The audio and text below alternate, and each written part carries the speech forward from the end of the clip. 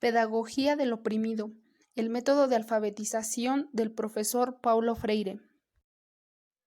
Paulo Freire es un pensador comprometido con la vida, no piensa ideas, piensa existencia, y menciona que la pedagogía dominante es la pedagogía de las clases dominantes.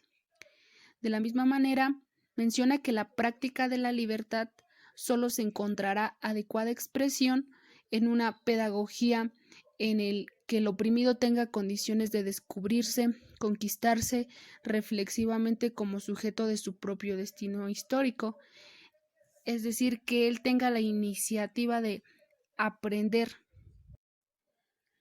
Nos menciona que la idea de la pedagogía del oprimido es liberar al oprimido y al opresor. En el momento en que el hombre constituye y conquista históricamente su propia forma, la pedagogía se hace antropológica.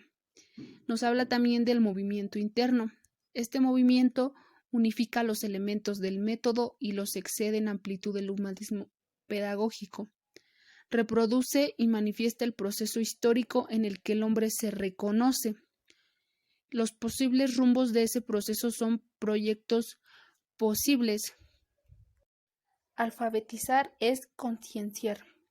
A esto Paulo Freire se refería que enseñar o educar a una sociedad que no sabe o no conoce, no sabe reflexionar, los ayuda mucho en el proceso de aprendizaje que quieren construir, que se quiere llevar a cabo. Y nos menciona que en el círculo de cultura en rigor no se enseña, se aprende con reciprocidad de conciencias, es decir, unos aprenden de otros de acuerdo a las experiencias que han tenido anteriormente. Menciona que en este proceso no hay un profesor, sino un coordinador que tiene como función dar informaciones solicitadas por los respectivos participantes. Dicho coordinador propiciará condiciones favorables a la dinámica del grupo, reduciendo al mínimo su intervención directa en el diálogo. Es decir, el profesor no da toda la información, sino únicamente se encarga de guiar al alumno en su proceso de construir un aprendizaje significativo. Método de concienciación. Ayuda al hombre a redescubrirse mientras asume reflexivamente el propio proceso en el que él se va descubriendo, manifestando y configurando. Dicho método tiene dos fases principales. La primera es la alfabetización, que sería el aprendizaje del código lingüístico, y concientización, que equivaldría al desciframiento de la realidad vivida que prepara para poder plantearse la transformación de la realidad. Para lograr este proceso de reflexión se debe hacer participar a los actores en la organización de sus experiencias de aprendizaje y darles la oportunidad de tomar decisiones y asumir responsabilidades. También darle la oportunidad de establecer una relación entre la sensibilización con el ambiente, la adquisición de conocimientos prácticos, la actitud para resolver problemas y la clarificación de valores en el entorno. Ayudar a que los autores descubran los efectos y causas reales de los problemas. La intersubjetividad de las conciencias es la progresiva concienciación en el hombre del parentesco oncológico de los seres en el ser. La conciencia y el mundo no se estructuran sincrónicamente en una conciencia estática del mundo, visión y espectáculo. La conciencia es conciencia del mundo. El mundo y la conciencia juntos, como conciencia del mundo, se constituyen dialécticamente en un mismo movimiento, en una misma historia. En el mundo, la conciencia no es creación, sino elaboración humana. Ese mundo no se constituye en la contemplación, sino en el trabajo. En la objetivación aparece la responsabilidad histórica del sujeto. Al reproducirla críticamente, el hombre se reconoce como sujeto que elabora el mundo. En él, el mundo se lleva a cabo la necesaria mediación del autorreconocimiento, que lo personaliza y le hace cobrar conciencia, como autor responsable de su propia historia. Con el método de Paulo Freire, los alfabetizandos parten de algunas pocas palabras que les sirven para generar su universo vocabular. La alfabetización no es un juego de palabras, sino la conciencia reflexiva de la cultura, la reconstrucción crítica del mundo humano, la apertura de nuevos caminos, el proyecto histórico de un mundo común y el coraje de decir su palabra. El método de Paulo Freire es fundamentalmente un método de cultura popular. Da conciencia y politiza. No absorbe lo político en lo pedagógico, ni enemista la educación con la política. Las distingue en la unidad del mismo movimiento en el que el hombre se historiza y busca reencontrarse, es decir, busca ser libre. Primeras palabras. No son pocas las veces en que los participantes de estos cursos, en una actitud con la que manifiestan su miedo a la libertad, se refieren a lo que denominan el peligro de la concienciación. La conciencia crítica, señalan, es anárquica, a lo que otros añaden, ¿no podrá la conciencia crítica conducir al desorden? Por otra parte, existen quienes señalan, ¿por qué negarlo? Yo temía la libertad, ya no la temo. El miedo a la libertad, del que necesariamente no tiene conciencia, quien lo padece lo lleva a ver lo que no existe. En el fondo, quien teme la libertad se refugia en la seguridad vital, para usar la expresión de Hegel, prefiriéndola la libertad arriesgada. La sectarización es siempre castradora por el fanatismo que la nutre. La radicalización, por el contrario, es siempre creadora, dada la criticidad que la alimenta. En tanto, la sectarización es mítica y por ende alienante. La radicalización es crítica y por ende liberadora. Liberadora ya que, al implicar el enraizamiento de los hombres en la opción realizada, los compromete cada vez más en el esfuerzo de transformación de la realidad concreta objetiva. Es doloroso conservar que no siempre el sectarismo de derecha provoca el surgimiento de su contrario. ¿Cuál es la radicalización del revolucionario? No son pocos los revolucionarios que se transforman en reaccionarios por la sectarización, en que se deja caer al responder a la sectarización derechista. Por otro lado, el radical jamás será un subjetivista. Para él, el aspecto subjetivo encarna en una unidad dialéctica con la dimensión objetiva de la propia idea, vale decir, con los contenidos concretos de la realidad sobre la que ejerce el acto cognoscente. El hombre radical comprometido con la liberación de los hombres no se deja prender en círculos de seguridad, en los cuales aprisiona también la realidad. Por el contrario, es tanto más radical cuanto más se inserta en esta realidad para a fin de conocerla mejor, transformarla mejor. Es la vocación negada en la injusticia, en la explotación, en la opresión, en la violencia de los opresores, afirmada en el ansia de libertad, de justicia, de lucha de los oprimidos por la recuperación de su humanidad despojada. La deshumanización, que no se verifica solo en aquellos que fueron despojados de su humanidad, sino también, aunque de ser manera diferente, en los que a ellos despojan, es distorsión de la vocación de ser más, es distorsión posible en la historia, pero no en la vocación histórica.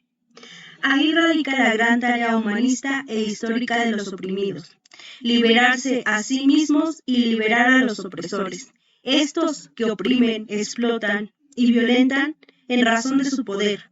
No pueden tener dicho poder a la fuerza de la liberación de los oprimidos ni de sí mismos. Solo el poder que renace de la debilidad de los oprimidos será lo suficientemente fuerte para liberar a ambos. La pedagogía del oprimido, que no puede ser elaborada por los opresores, es un instrumento para este descubrimiento crítico, el de los oprimidos por sí mismos y el de los opresores por los oprimidos, como manifestación de la deshumanización. Sin embargo, hay que considerar que en este descubrimiento, que está directamente ligado a la pedagogía liberadora, es de los oprimidos. En vez de buscar la liberación en la lucha y a través de ella, tienden a ser opresores, también o subopresores. La estructura de su pensamiento se encuentra condicionada por la contradicción vivida en la situación correcta existencial en que forman su ideal. Es realmente ser hombres, pero para ellos, ser hombres es la contradicción en que siempre estuvieron y esa superación no la tienen clara. Equivale a ser opresores. Estos son sus testimonios de la humanidad. El miedo de la libertad, del cual se hacen objeto los oprimidos, el miedo a la libertad que tanto puede conducirlos a pretender ser opresores, también cuando puede mantenerlos atados al estatus del oprimido. Es otro aspecto que merece igualmente nuestra reflexión. Los oprimidos, acomodados y adaptados, inmersos en el propio engranaje de la estructura de dominación, temen a la libertad en cuanto no se sienten capaces de recorrer el riesgo de asumirla. Sufren una dualidad que se instala en la interioridad de su ser. Descubren que al no ser libres no llegan a ser auténticamente. Quieren ser, más temen ser. Son ellos y al mismo tiempo son el otro yo introyectado en ellos como conciencia opresora. Su lucha se da entre ser ellos mismos o ser duales, entre expulsar o no al opresor dentro de sí. La liberación es un parto doloroso. El hombre que nace de él es un hombre nuevo, hombre que solo es viable en y por la superación de la contradicción opresores oprimidos, que en última instancia es la liberación de todos. La superación de la contradicción es el parto que trae al mundo a este hombre nuevo, ni opresor ni oprimido, sino un hombre liberándose. La objetividad dicotomizada de la subjetividad, la negación de esta en el análisis de la realidad o en la acción sobre ella es objetivismo. De la misma forma, la negación de la objetividad en el análisis como en la acción por conducir al subjetivismo, que se extiende en posiciones solipsistas, niega la acción misma al negar la realidad objetiva, desde el momento en que ésta pasa a ser creación de la conciencia. Confundir subjetividad con subjetivismo, con psicologismo y negar la importancia que tiene en el proceso de transformación del mundo de la historia es caer en un simplismo ingenuo. Equivale a admitir lo imposible, un mundo sin nombres, tal como la otra ingenuidad, la del subjetivismo, que implica a los hombres sin mundo. Al hacerse opresora, la realidad implica la existencia de los que oprimen y de los que son oprimidos. Estos, a quienes cabe realmente luchar por su liberación junto con los que con ellos verdaderamente se solidarizan, necesitan ganar la conciencia crítica de la opresión en la praxis de esta búsqueda. La pedagogía del oprimido busca la restauración de la intersubjetividad, aparece como la pedagogía del hombre y, animada como una auténtica generosidad humanista y no humanitarista, puede alcanzar este objetivo. La pedagogía del oprimido, como pedagogía humanista y liberadora, tendrá dos momentos distintos, aunque interrelacionados. El primer momento dice que los oprimidos van descubriendo el mundo de la opresión y se van comprometiendo en la praxis con su transformación, mientras que en la segunda, una vez transformada la realidad opresora, esta pedagogía deja de ser del oprimido y pasa a ser la pedagogía del hombre en proceso de permanente liberación. Aquí, la expulsión de los mitos creados y desarrollados en la estructura opresora que surgen de la transformación revolucionaria. Toda situación en la que en las relaciones objetivas entre A y B, A explote a B o A obstaculice a B en una búsqueda de afirmación como persona, como sujeto, es opresora. Tal situación, al implicar la obstrucción de esta búsqueda, es en sí misma violenta. Es una violencia al margen de que muchas veces aparece por la falsa generosidad, ya que hiere la vocación ontológica e histórica de los hombres, la de ser más. No existirían oprimidos si no existiera una relación de violencia que los conforme como violentados en una situación objetiva de opresión. Son siempre los oprimidos los que existirían oprimidos si no existiera una relación de violencia que los conforme como violentados en una situación objetiva de opresión. Son siempre los oprimidos, los violentados, los bárbaros, los malvados, los feroces, los que desaman cuando reaccionan contra la violencia de los opresores. Los opresores, violentando y prohibiendo que los otros sean, no pueden a su vez ser. Los oprimidos, luchando por ser, al retirarles el poder de oprimir o de aplastar, les restauran la humanidad que habían perdido en el uso de la opresión. Es por esto por lo que solo los oprimidos, liberándose, pueden liberar a los opresores.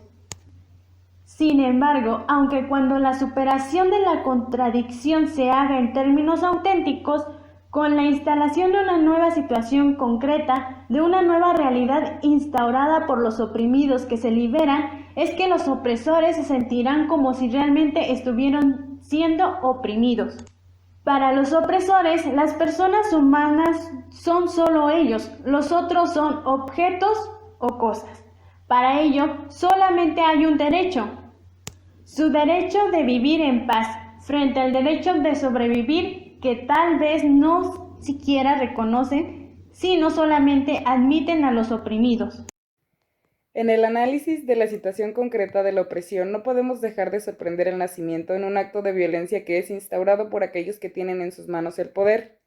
Esta violencia, entendida como un proceso, pasa de una generación de opresores a otra, y ésta se va haciendo heredera de ella y formándose en un clima general, clima que crea en el opresor una conciencia fuertemente posesiva del mundo y de los hombres.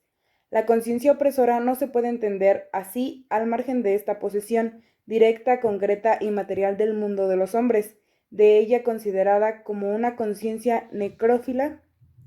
Fromm diría que, sin esta posesión, perdería el contacto con el mundo. Para los opresores, el valor máximo radica en el tener más y cada vez más, a costa inclusive del hecho de tener menos o simplemente no tener nada de los oprimidos. En la situación opresora en que se encuentran como usufructuarios, no pueden percibir que si tener es condición para ser, esta es una condición necesaria a todos los hombres. Si la humanización de los oprimidos es subserción, también lo es su libertad. De ahí la necesidad de controlarlos constantemente, y cuanto más se los controle, más se los transforma en objetos, en algo que aparece como esencialmente inanimado. Esta tendencia de la conciencia opresora a inanimar todo y a todos, que tiene su base en el anhelo de posición, se identifica indiscutiblemente en la tendencia sádica.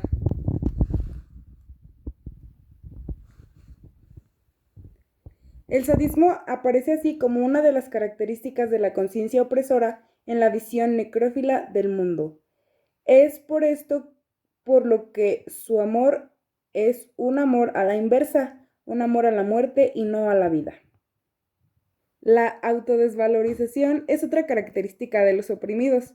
Resulta de la introyección que ellos hacen de la visión que de ellos tienen los opresores.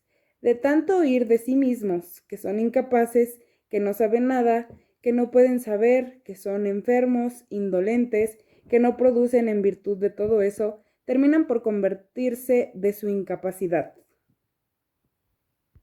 Dentro de esta visión inauténtica de sí y del mundo, los oprimidos se sienten como si fueran un objeto poseído por el opresor.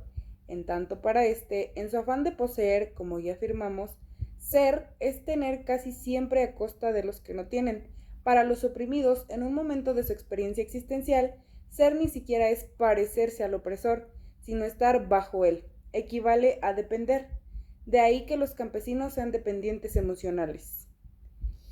Es este carácter de dependencia emocional y total de los oprimidos el que puede llevarlos a las manifestaciones que Fromm denomina necrófilas, de destrucción de la vida, de la suya o la del otro también oprimido.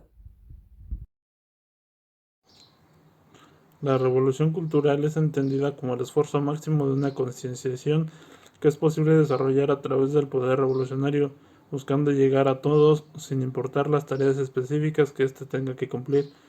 La revolución cultural permite un paso de lo que se tenía establecido a un nuevo orden de posibilidades Para que exista el desarrollo es necesario que se verifique un movimiento de búsqueda, de acción creadora, que tenga punto de decisión el ser mismo que lo realiza. Todo desarrollo es transformación, pero no toda transformación es desarrollo. La opresión es la relación asimétrica entre dos partes, opresora y oprimida, que se origina en una desigualdad de distribución y o uso del poder que brinda beneficios al opresor a expensas de los intereses o a la voluntad del oprimido. Los oprimidos solo empiezan a desarrollarse cuando, al superar la contradicción en que se encuentran, se transforman en seres para sí. Para evitar alguna revolución, los líderes analizan la sociedad y, partiendo de los resultados, crean nuevas reformas. Esto para seguir manteniéndose en el poder. Para lograrlo hacen uso de la opresión, manipulación, invasión económica y cultural.